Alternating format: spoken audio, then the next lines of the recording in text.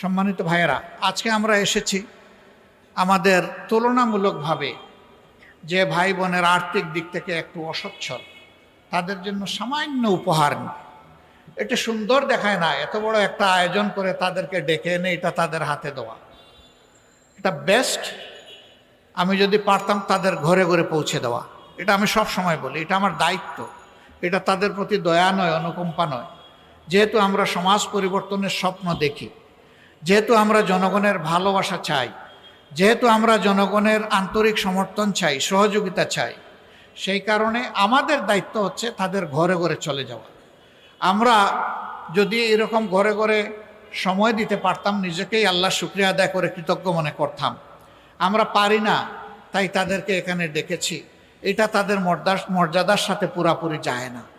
আমরা এই জন্য আন্তরিকভাবে তাদের কাছে দুঃখ প্রকাশ করছি।